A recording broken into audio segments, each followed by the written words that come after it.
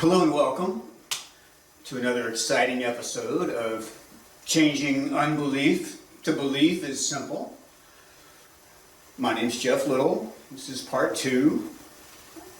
Last time I think I promised you 2 things this time. I said I was going to challenge Darwinism, defeat Darwinism, demolish another argument. And I also said that I was going to share my testimony, things that brought me to faith, miracles I've seen. I realize it's going to be impossible to do both of those things in 10 minutes. So this time I'm just going to focus on Darwinism and why that cannot possibly be true. And next time, if you're interested, you can check out next Sunday and I will do my best to share what happened to me. Okay, so here we go. In part 1, I talked about the way that the universe is put together and all these different forces. We had the strong force and the weak force and electromagnetism, gravity. We know so much more today than we ever did before. And if you're listening to this because you really don't know if there's a God or not, and you want to know, then I'm so glad. Please stay with me. And if you have any questions, don't hesitate to text me and message me on Facebook and say, hey, Jeff, I don't understand this. What's going on with this? Or I have this question. Maybe you have a question that I'm not going to cover and you want it answered. Please answer. Please ask me that question, because I really want to clear any doubts that you may have. And if I don't know the answer, then it may be an R&R. I may have to research and return. But I promise you, we'll get you some answers if that's what you're looking for. And that brings me to my next very important point here, is that depending on your, how do I want to say this? Okay, I think we all agree that our perceptions determine our realities, right? So I put out this one video recently about whether or not Christians should tolerate other faiths. And of course, I strongly encourage you not to tolerate other faiths if you're a Christian. And we can get to that much later. But again, I have another video out there. You can check that out if you like. But your perception determines your reality. And the reason that I say this is because you're also approaching this video that I'm showing you right now with a certain point of view. And if you're approaching it with an open mind and a positive attitude, like perhaps there is a God, and maybe Darwinism isn't true. Maybe what I believed all this time that I'm starting to feel a little shaky about isn't true at all, and I need to maybe open my mind a little bit and think that maybe there's other possibilities out there that I need to entertain.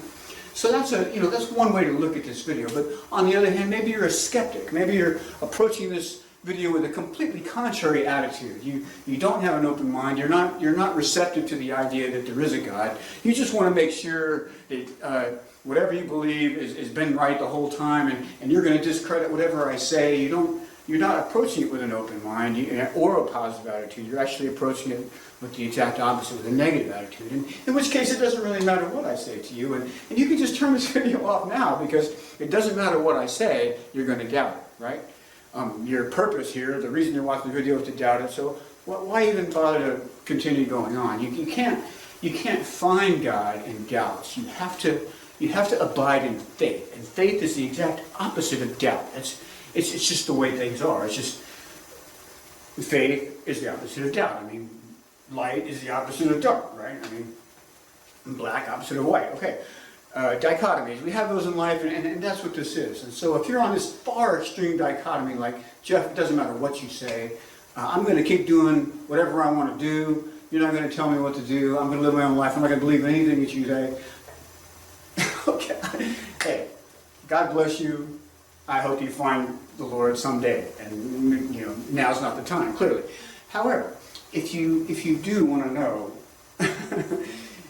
why Darwinism is just absolutely ridiculous now. We know so much more about the universe now than we did way back when they came up with this idea that it just leapt into existence by itself. This survival of the fittest idea, that all of a sudden there was this tiny little amoeba or this cell is sprung to life because the atmospheric conditions of the premortal existence just happen to be just right, and that one tiny little thing is responsible for everything that you see, all this beauty and all of this complexity and all this just magnificence that we see, and not just here on Earth, in space. How come there's beauty in space? Have you thought about that? Why is space beautiful when you go out there and look at it? It's because it's a transcendental, and this is what I brought up in one of my arguments on Facebook as well. And transcendentals, like truth and beauty and goodness, those are all transcendentals. They are all innately in everything that's been created. And the reason is because God himself is innately good and truth and beautiful. And so therefore everything he creates possesses these same qualities. And they're not so distant as you might think. They are closely intertwined. And what I mean by that is every time you find one, you will also find the other two present. So transcendental, that's another huge existence, speech, yeah? That's another huge evidence for the existence of God. So having said all of that, there's my introduction. And I also want to say that I'm very excited to be challenging Darwinism, because this is the one that our society has hung its hat on. This is the one that our government says, you know what, Christianity and Judaism and Islam, all that stuff is nonsense. The actual truth is what the government is saying. The actual truth is there's Darwinism. And we're going to put that in all of our textbooks, and we're going to teach that in the schools. We all came from these tiny little apes, and we grew up and we became these smart human beings, and then we developed this intelligence so we could learn how to hunt faster and survive better and become stronger and more intelligent. I'm sorry. I'm sorry. If that's what you believe, I'm sorry. I'm not trying to make fun of your beliefs. So please be patient with me. I just the reason that I'm so excited to be challenging this argument is because this is absolutely the easiest one. Absolutely the easy out of all the things that I have to talk to people about different faiths and different religions and different ways. Is this true? Why isn't that true? Darwinism is absolutely the easiest one to defeat. And I am certain that if you stay with me to the end of this video, that you will certainly agree. And I don't even have to go through all these hundreds of different things and all of these things that they tried to shoot down over the centuries. I have a new spin on it, if you will. Things that you may not have thought about before, things that I've never even heard people talk about before. That it just occurred to me. I don't know. God just made them occur to me, but it just. Okay, let's dive right into it here.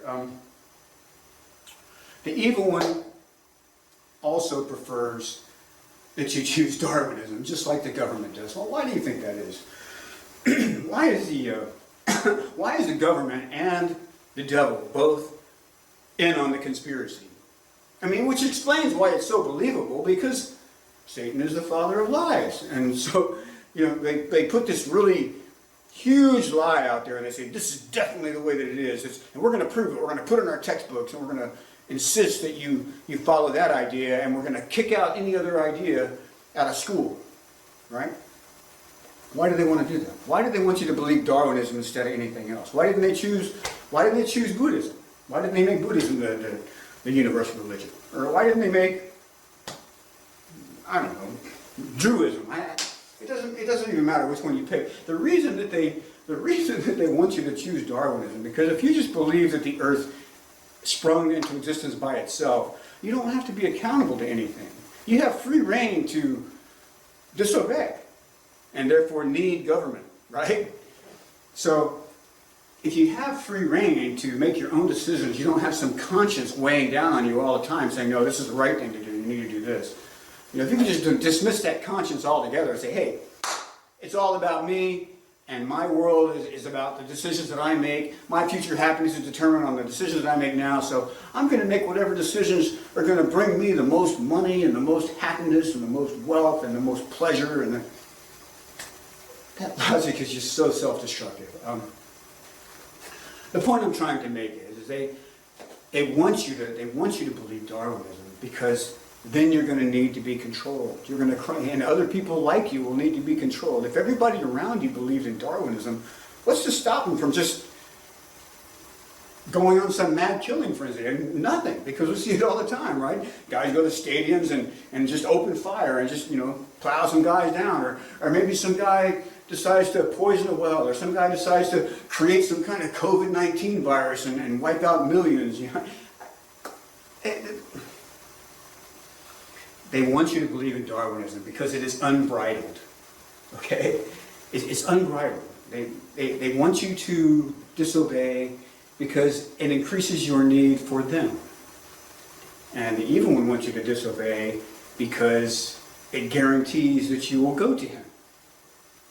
Because disobedience literally is the mark of the beast.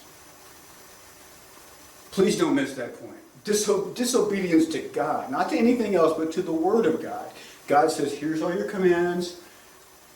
They're not burdensome. If you follow them, everyone can be happy, and I'll be happy with you. Love me and love each other. And that's all you have to do. But when you disobey love, when you disobey those two, when you deny that God exists, you're certainly not loving him, right? And when you decide that it's all about you and not your neighbor, you're certainly not loving him either, right? Think how self-destructive that is if everybody had that mentality and thought, okay, well, I'm just going to go and do everything that's right for me. Well, that means that you're not going to give to your neighbor. You're going to take that car for yourself. You're going to take that money for yourself, whatever it is. Selfishness will die. It self-destructs is what it does. It self-destructs. A society, kingdoms that rose on forced domination and bloodshed all fell to forced domination and bloodshed. As it is written, he who lives by the sword dies by the sword. And we see that time and time again throughout one kingdom and another over century after century after century throughout the history of all time, all 6,000 years that we've lived. And by the way, why is it the year 2021? Archaeology has proven that man has lived for 6,000 years. Why isn't it 6,021? Huh? You thought about that?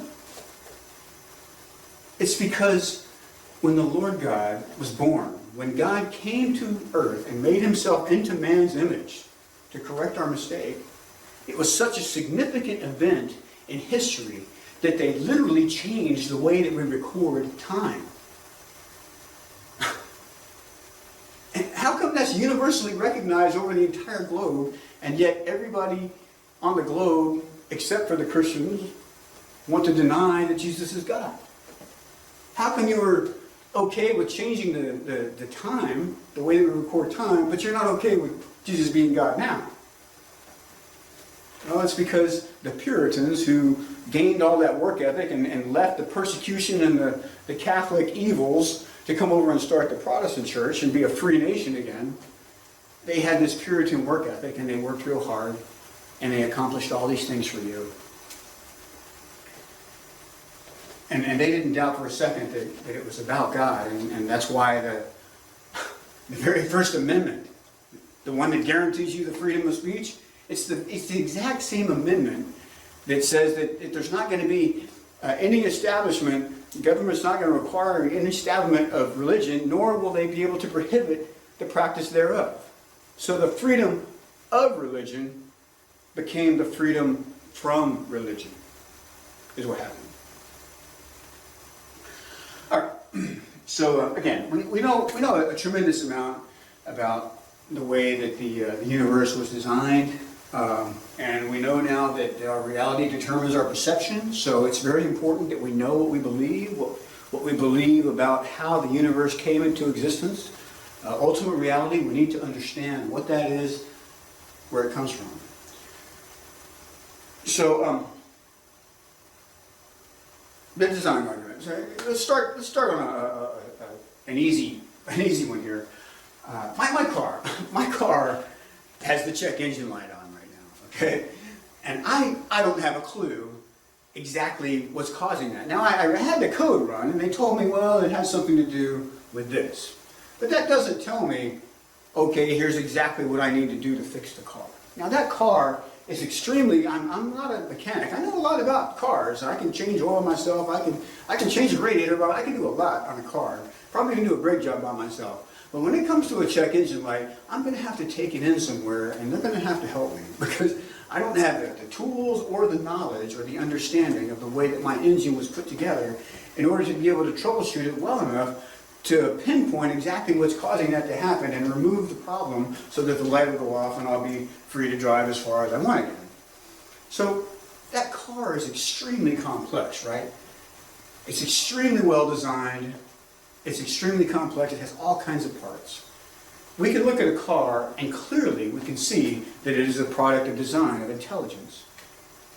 How can we look at everything around us, including the human body itself, and call that natural processes and came in on its own? The human body is far more complex than the car.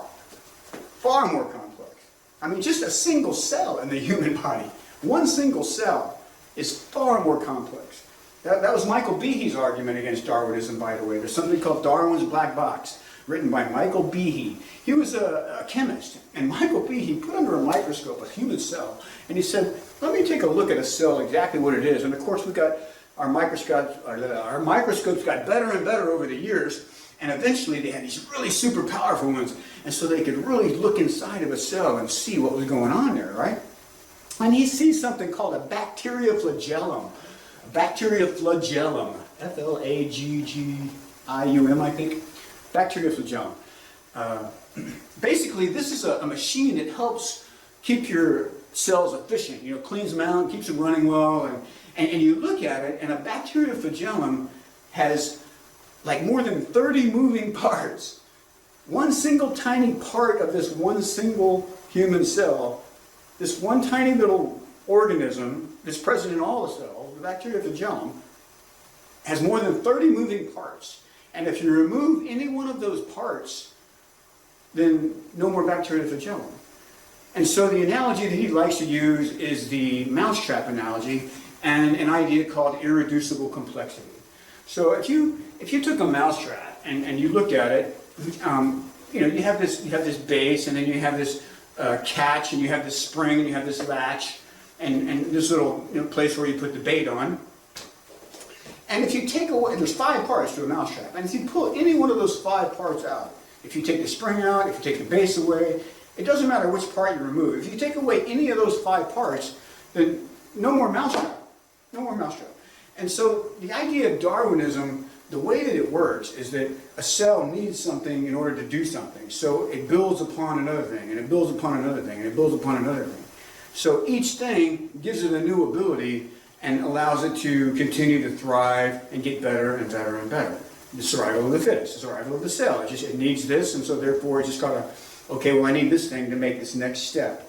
But the problem is you can't make 5 steps at the same time. You can't develop all 5 of those things, what they call irreducible complexity. Okay, so that's the Michael Behe term. Great little book there. Darwin's Black Box goes into incredible detail, far over my head. I'm not a chemist, but it's very easy to understand an irreducible complexity. And the human body is like that. Every single part of it is just so intricately designed. I mean, think about the way that DNA is designed, and nobody's DNA is exactly right, the same, right? How incredible just this DNA strand itself is. Now, I'm not a doctor. I can't go into great detail here, so I just know that the human body is a far more complicated machine than that one I got out in the driveway. And there's no way that I would even consider looking at my car and saying, oh, you know what, I just needed, I was a human being that needed a way to get around more efficiently, so that thing automatically just sprang into existence. I mean, how ridiculous is that kind of thinking, And this is what Darwinism does to people. It just convinces them, well, it all just happened from monkeys, and so he's like, well, I can accept that because that gives me total freedom to do whatever I want, and that's what I want to do is whatever I want. So I'll accept the Darwinism idea. No, listen to the facts. Do the homework. Examine the way that the universe was put together. And so what I want to present to you here for the next 10 minutes, actually, this is an incredible presentation by Alestra Media called The Privileged Planet. And you can go to privilegedplanet.com and pay, I think it's, $10? Which is nothing. And this thing is an hour and a half long. And just one incredible discovery after another, one incredible find after another, one more convincing argument after another. Just just dozens of arguments that say, Darwinism is just impossible. It's just ridiculous to even think that it's true. And so what I did was I just went through the entire hour and a half and I pulled out just what I believe to be some of the strongest ideas. And I just compressed it all together for this little preview. So this is kind of like a commercial for the movie. Anyway, let's check it out. And then I have something else I want to talk to you about. All right here.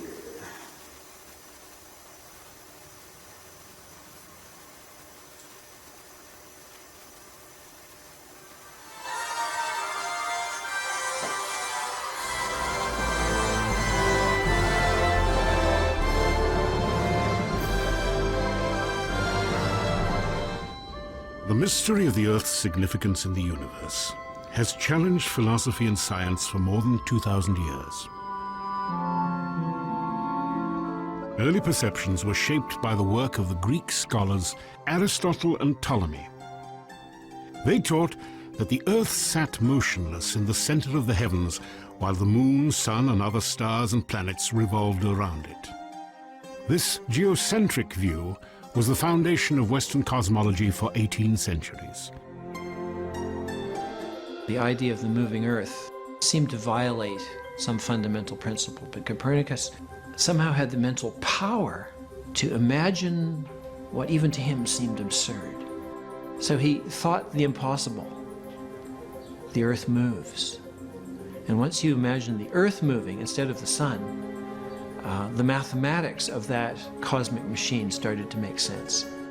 It was the key that unlocked one of the great mysteries of the universe. Between 1921 and 1926, the astronomer Edwin Hubble used this telescope to make some of the most important discoveries in the history of science. Edwin Hubble revealed that the Milky Way galaxy, encompassing more than 100 billion stars, including our sun, was a mere pinpoint of light in the universe. On the surface of the Earth, we're really in the optimum position for seeing both the nearby structure of the Milky Way galaxy, as well as seeing the distant cosmos as a whole. So once again, we see that the best location for habitability and for producing a habitable planet is also the best overall position for scientific discovery, in this case, at the galactic scale.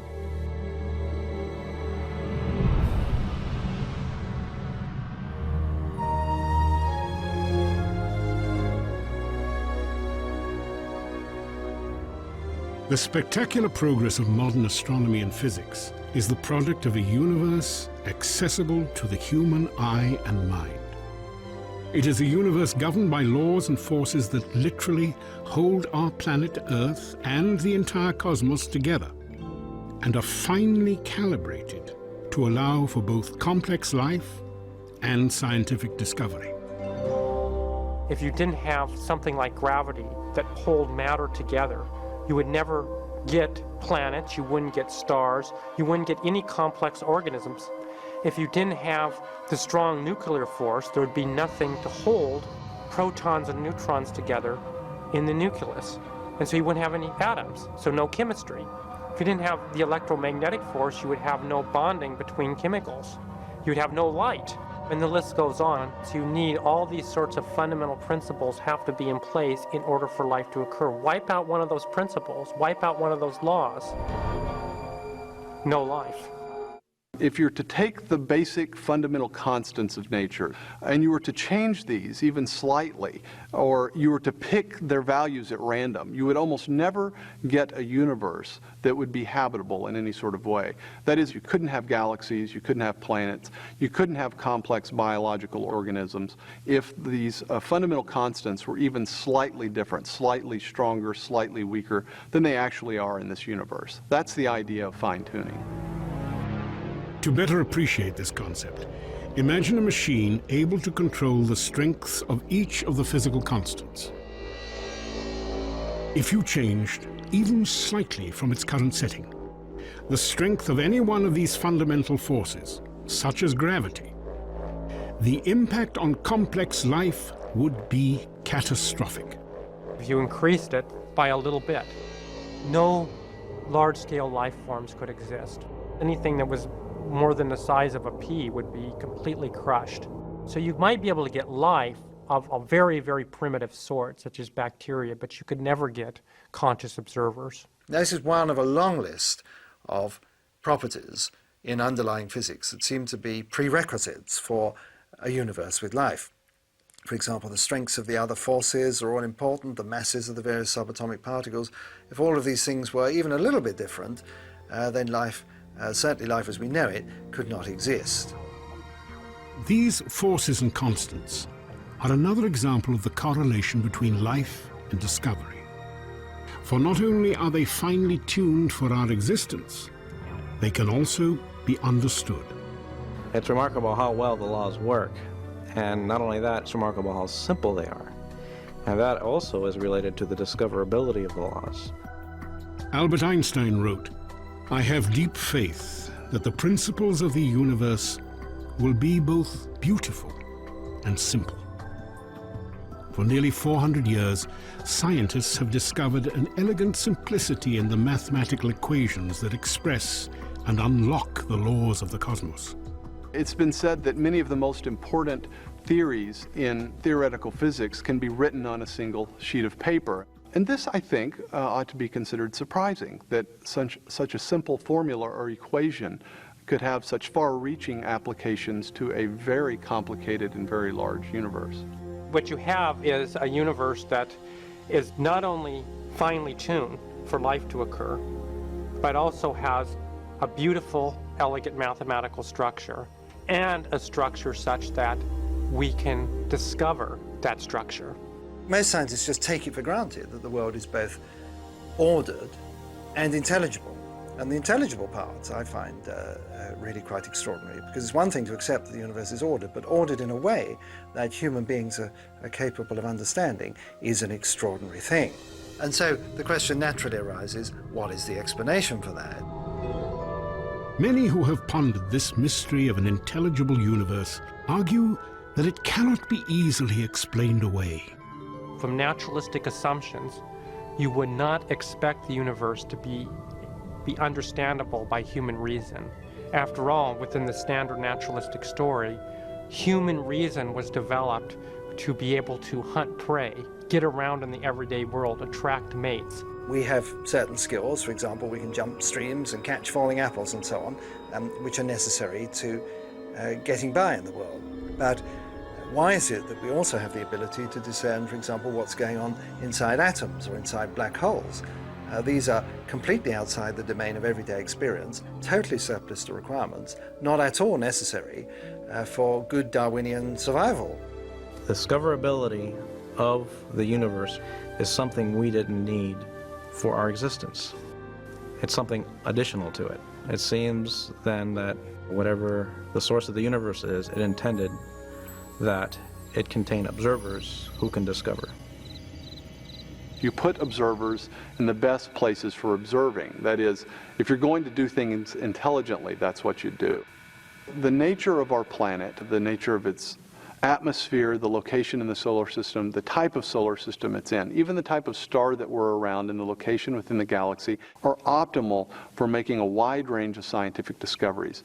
It turns out that those are also all the most important conditions for a habitable planet, that is, for a planet that's conducive to beings like us and without which we could not survive. I think that's just the sort of pattern that ought to suggest to people conspiracy rather than mere coincidence. There's something about the universe that can't be simply explained just by the impersonal forces of nature and atoms colliding with atoms. And so you have to reach for something beyond the universe to try to account for it. Such an approach lies at the foundation of modern science. In his search for a more elegant description of the solar system, Nicholas Copernicus was motivated by his desire to comprehend what he called the mechanism of the universe, wrought for us by a supremely good and orderly creator. The system, the best and most orderly artist of all, framed for our sake.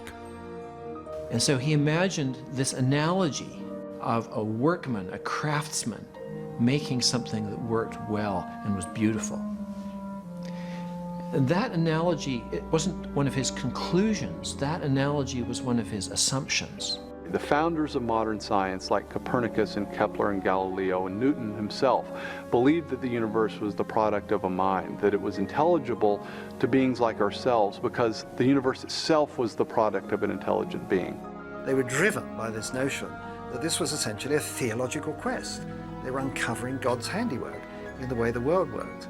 I mean, what a thought that we can glimpse the mind of God. We can actually figure out how God put the universe together. There's a hidden subtext in nature which can be exposed through this procedure we call science. Incredible, right? Yeah, I know. It blows me away, the way the universe is created and how we can discover it and how intricate and how beautiful and how fascinating and how many things have to be exactly right. So I want to present two more things. Just bear with me, please. Just 5 more minutes, and we'll be done. I'm sorry this video has run so long. I'm trying to make them shorter in the future. I didn't mean it for this to be so long, but I thought that was extremely compelling information that I wanted to share. So please let me just share 2 more things. Gravity. Last time we talked about gravity, right? And how that's essential. Obviously, we have to be held down on a planet in order to survive. Have you ever realized that gravity has intelligence? They didn't tell you this, did they? Think about it. Think about it. We know that gravity has to be a specific amount of force. And if it was a greater amount of force, then we'd just all be squashed like little peas and wouldn't even be able to stand upright because we'd be pushing down on it so hard. And yet, if it wasn't enough force, then we would just kind of float off the planet and just kind of hover like hovercraft or something, as if we were in space, you know, like as if there were no gravity. So gravity had to be exactly right. But what about different objects weighing different amounts of mass, weighing different weights? You go to the gym and you got these really heavy weights. I mean, I guess gravity wouldn't have to push down very hard on those heavy weights, right? Because they're already heavy, so they're already being pulled down. But what about, say, like a flower, right? So, like, let's just consider that for a second here. Let's see here. Take pictures of it.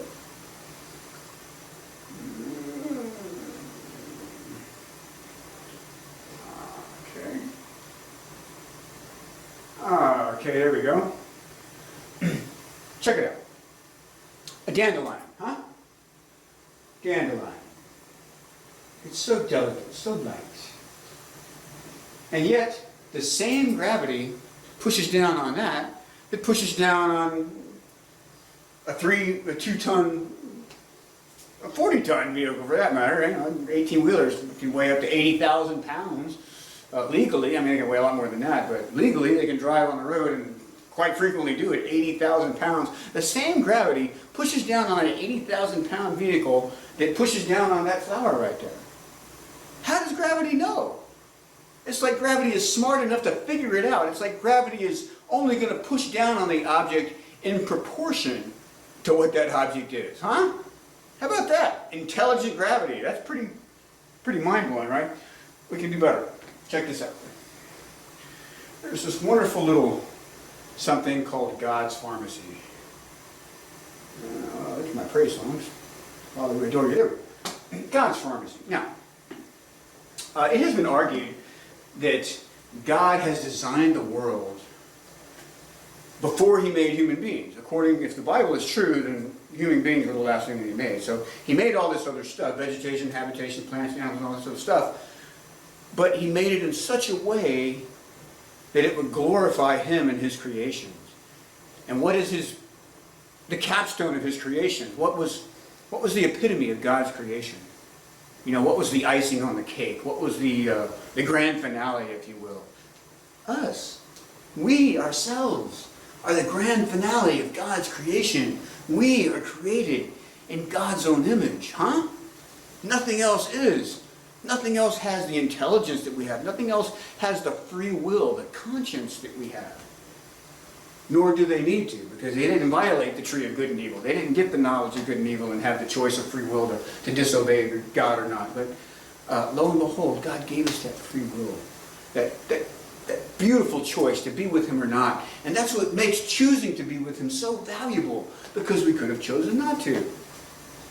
So I wanted to share this one last thing with you, and then this video will be done. But what is truly fascinating is that God has literally created everything that we needed to benefit our bodies. And he made them in shapes identical to the organs in our bodies that they serve. And more than that, sometimes in the exact proportions, what they have in them is exactly what our body needs. Let me show you what I'm talking about. God's pharmacy. Check this out. It has been said that God first separated the salt water from the fresh, made dry land, planted a garden, made animals and fish, all before making a human. He made and provided what we need before we were born. These are best and most powerful when eaten raw. We're such slow learners, God left us a great clue as to what foods help what part of our body. God's pharmacy. Amazing. A sliced carrot looks like the human eye. The pupil, iris, and radiating lines look just like the human eye. And yes, science now shows carrots greatly enhance blood flow to and function of the eyes. Grapes hang in a cluster that has the shape of a heart. Each grape looks like a blood cell, and all of the research today shows grapes are also profound heart and blood vitalizing food. A walnut looks like a little brain, a left and right hemisphere, upper cerebrums and lower cerebrums. Even the wrinkles or folds on the nut are just like the neocortex. We now know walnuts help develop more than 3 dozen neuron transmitters for brain function. Kidney beans actually heal and help maintain kidney function, and yes, they look exactly like the human kidneys. Celery, bok choy, rhubarb, and many more look just like bones. These foods specifically target bone strength. And get this, bones are 23% sodium, and these foods are 23% sodium. If you don't have enough sodium in your diet, the body pulls it from the bones, thus making them weak. These foods replenish the skeletal needs of the body. Avocados, eggplants, and pears target the health and function of the womb and cervix of the female. They look just like these organs. Today, research shows that when a woman eats 1 avocado a week, it balances hormones, sheds unwanted birth weight, and prevents cervical cancers. And how profound is this? It takes exactly 9 months to grow an avocado from blossom to ripened fruit. There are over 14,000 photolytic chemical constituents of nutrition in each one of these foods. Modern science has only studied and named about 141 of them. Figs are full of seeds and hang in twos when they grow. Figs increase the mobility of male sperm and increase the numbers of sperm, as well as to overcome male sterility. Sweet potatoes look like the pancreas and actually balance the glycemic index of diabetics.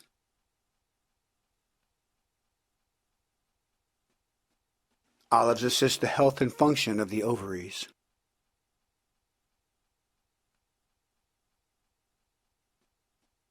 Oranges, grapefruit, and other citrus fruits look just like the mammary glands of the female and actually assist the health of the breast and the movement of lymph in and out of the breast. Onions look like the body's cells. Today's research shows onions help clear waste materials from all the body's cells. They even produce tears, which wash the epithelial layers of the eyes. A working companion, garlic also helps eliminate waste materials and dangerous free radicals from the body. So you see, in order to cling to Darwinism, now you have to explain how the plants, the very fruits that we eat and vegetables that nourish our bodies, how they telepathically communicate with our bodies to know which organs to become in the shape of. And then things like, the rhubarb and the celery that are 23% exactly the amount that we need. I mean, amazing. That is truly the product of design.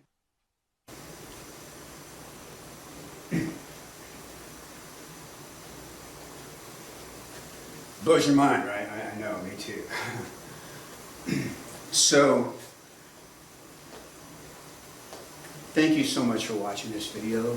And if you have any questions, please let me know. If you'd like to take a step of faith and you'd like me to pray for you, I would love to do that. Please contact me and ask me to do that. God is the living and active God. Don't take my word for it. You don't have to believe any of this. All you have to do is decide that you want to try Jesus.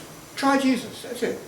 Just make up your mind that all of this overwhelming evidence is just more than benefit of the doubt can even take. And you're going to have to decide what your ultimate reality is. You're going to have to determine what is true and what is not. You're going to have to decide how society has lied to you and when they have told you the truth and what that truth was. So please, please come to faith. Please come to the cross. Please give Jesus a try. All you got to do is just get on your knees and say, Lord, I've never believed in you before, but I want to. I'm trying. And I see all this overwhelming evidence. Please do something in my life. And don't pray for something selfish, because if it's a selfish prayer, it's not even going to, he's not even pay attention. But think of maybe somebody you love, maybe somebody who needs something, an elderly one that's alone or in a hospital, or someone who's trying to get a job, or I don't know. You know your life much better than I do. So you have some kind of need that somebody you love needs. And God loves to answer those prayers. He loves prayers that are not of the self. When you pray for other people, He loves to grant that stuff, because that just lets Him shine that much more and show you how much He loves you and how much He loves them and how much He wants to come alive in your life and be active in your life and open the doors that you want to go in and close the ones you don't. So please don't take my word for it. Please try it. Please try God. And if you have any questions, please let me know. Again, thanks for watching. I greatly appreciate it. God bless you, and may He occur to you in very loud, obvious ways. Until next time, praise God.